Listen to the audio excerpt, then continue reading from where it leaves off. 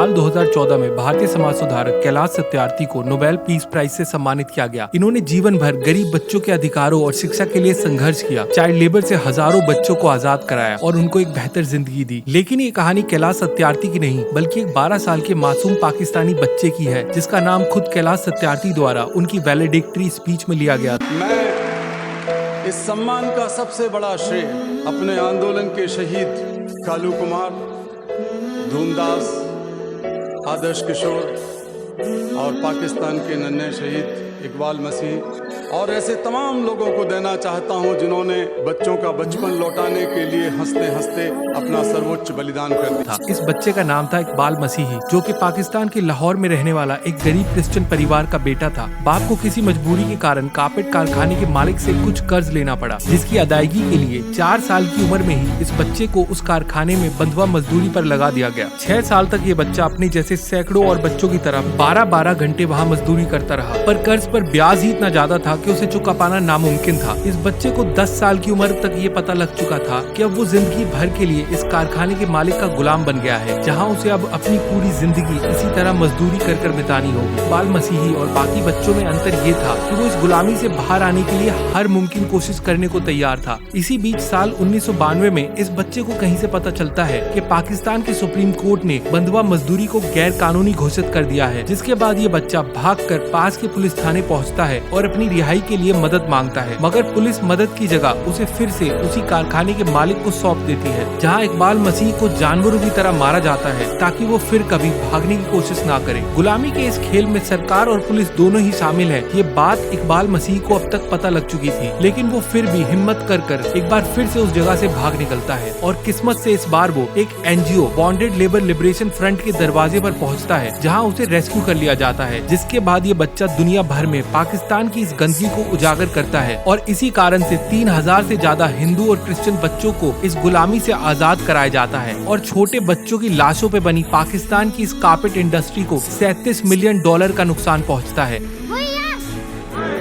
और जैसा कि पाकिस्तान में होते आया है, 1995 में यानी कि आज से करीब 28 साल पहले पाकिस्तान के कट्टरपंथियों द्वारा इस बच्चे की निर्मम हत्या कर दी जाती है। इस जघन्य अपराध के बाद भी पाकिस्तानी एस्टेब्लिशमेंट बड़ी बेशर्मी के साथ इस पूरे इंसिडेंट को डिनाई कर देती है। West was informed that a 12-year-old boy had been killed by the carpet mafia, and that was not true. There was a 19-year-old boy called Iqbal Masih who was killed in a personal dispute that had nothing to do with the carpet or any other industrial concern in Pakistan. Pakistan के लाख झूठ बोलने के बावजूद इकबाल मसीही की जिंदगी और उसकी मौत दोनों ने दुनिया के सामने पाकिस्तान को नंगा कर रख दिया। इस बच्चे के सम्मान में यूनाइटेड स्टेट्स के लेबर डिपार्टमेंट द्वारा हर साल इकबाल मसीही अवार्ड उन लोगों को दिया जाता है जो चाइल्ड लेबर को खत्म करने के लिए काम कर रहे हैं। इस साल ये अवार्ड भारत की child rights advocate Lalita Natarajan को दिया गया है। पाकिस्तान का शुमार उन ममालिक में होता है जहाँ जदीद गुलामी है, यानी मुशक्कत में नाइंसाफी, जबरी मुशक्कत और कैदोबंद। पाकिस्तान में आज भी ह्यूमन स्लेवरी धड़ल्ले से चल रही है, लेकिन इसके बारे में शायद आपने आज से पहले कभी नहीं सुना होगा। इसका बहुत बड़ा कारण है भारत की स्यूडो सेकुलर पॉलिटिकल पार्टीज, और उससे भी बड़ा कारण है भारत में कैंसर की तरह सॉफ्ट प्रोपेगेंडा फिल्म्स बनाने वाला बॉलीवुड, जिसने हमेशा से पाकिस्तान को एक आइडियल सोसाइटी की तरह पेश किया है, जिसमें कुछ एक लोगों को छोड़कर बाकी सब पाकिस्तानियों को हमेशा अमन पसंद चांदी दूध दिखाया जाता है। आइए कंपैरिजन करते हैं कि बॉलीवुड की इन गार्बेज मूवीज में पाकिस्तान को किस तरह दर्शाया जाता है और दूसरी ओर भारत माँ को किस तरह दिखाया जाता है। कोई इतनी दोस्ती दिखा दे तो पाकिस्तान का दिल भी तंग नहीं है।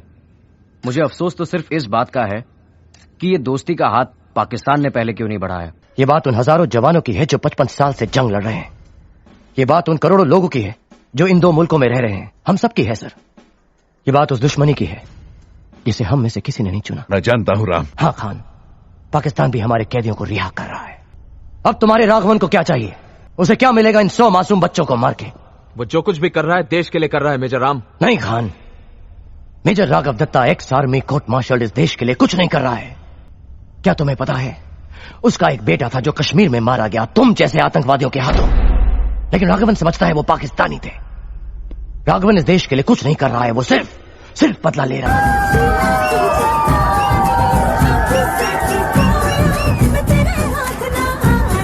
मुझे सीने से लगा लो अम्मी। तुम दुश्मन की सिपाही हो।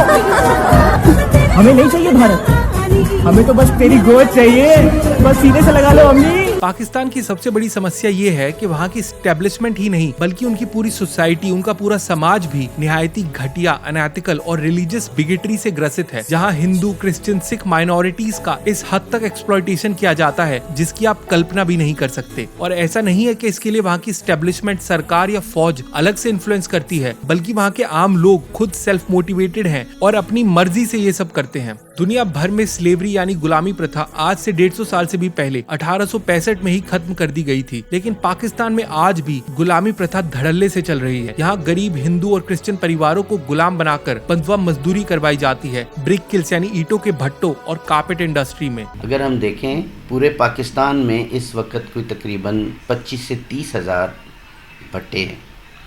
इन भट्टों के ऊपर कोई तकरीबन 1.5 मिलियन फैमिलीज़ मौजूद हैं और हर फैमिली में मिनिमम 5 अफराद जो हैं वो काम करते हैं।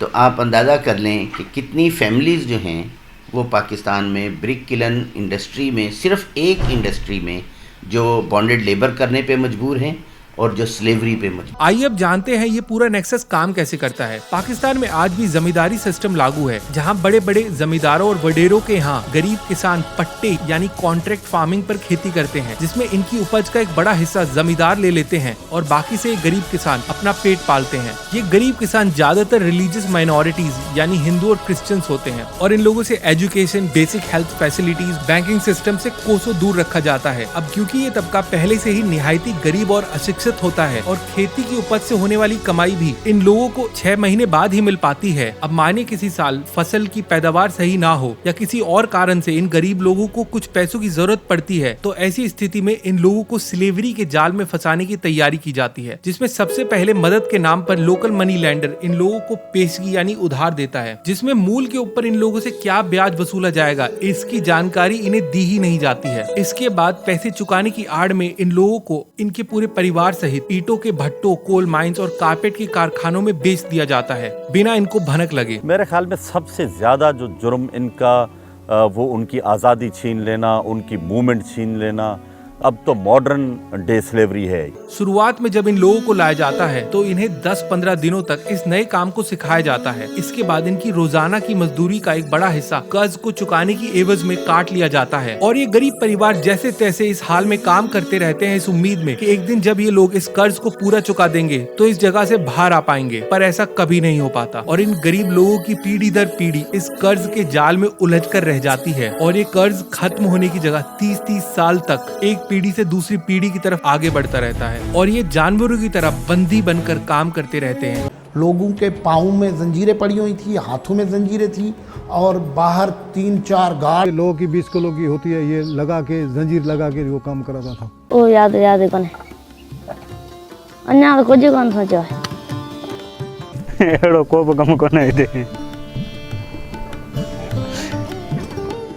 ना जुल्म है तो उजरत नहीं देते, दूसरा अंदर डाल के उसमें ऑफिस में उनको मारते हैं या झूठी एफआईआर कट के उसको थाने में बंधवाते हैं। इनके लिए कोई ह्यूमन राइट्स नहीं होते, खुले आम इनके बीवी बच्चों के साथ बलात्कार किए जाते हैं। एक मुझे बहुत अच्छी तरह याद है और बहुत होलनाक स्टोरी है।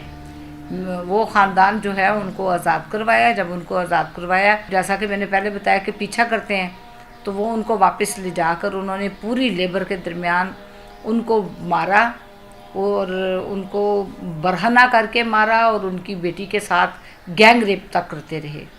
और वो यही एक सज़ा होती कि वो उनकी औरत के साथ, उनकी बेटी के साथ जबरी ज़्यादती करके, गैंग रेप करके वो उस फैमिली हेड को सबक सिखाना चाहते हैं ताकि दोबारा जो है ना बाप और भाइयों की मौजूदगी में, ताकि दोबारा कोई जो है ना इस तरह कदम ही ना उठाए, भागने की कोशिश ही ना करे। इनके लिए कोई शिक्षा व्यवस्था मौजूद नहीं होती जिससे ये अपने अधिकारों जैसे मिनिमम वेज रेट्स जैसी बेसिक चीजों को भी जान सकें। इनके लिए कोई हेल्थ केयर सिस्टम मौजूद नहीं होता। ज्यादातर ये लोग टीबी जैसी क्रॉनिक डिसीजेस के शिकार होते हैं और अंत में मौत ही इनकी मुक्ति का एकमात्र रास्ता बनती है। ये स्लेवरी आज 21st सेंचुरी में भी खुलेआम पाकिस्तान में चल रही है और ये हम नहीं बल्कि पाकिस्तान के institute of labour education and research की रिपोर्ट में भी कहा गया है। अब सबसे बड़ा सवाल तो ये बनता है कि आखिर सिर्फ गरीब हिंदू और क्रिश्चियंस को ही इसका निशाना क्यों बनाया जाता है। इसका कारण है पाकिस्तानी सोसाइटी की कलेक्टिव कॉन्शियसनेस, जो ये मानती है कि एक नॉन बिलीवर के साथ बुरे से बुरा सलूक करने से उन्हें जन्नत नसीब होगी। यहाँ कोई एग्जिस्टेंस जैसी कोई चीज ही नहीं है। इनके बीच नॉन बिलीवर्स को एक सेकंड क्लास सिटीजन यानी जिम्मी माना जाता है। और विडंबना की बात है कि भारत में भी कुछ लोग खुलेआम इसी आइडियल सोसाइटी को बनाने की बातें करते हैं। जब तक हम वो आइडियल सोसाइटी बन पाए जहां हमारी मजहबी पहचानों,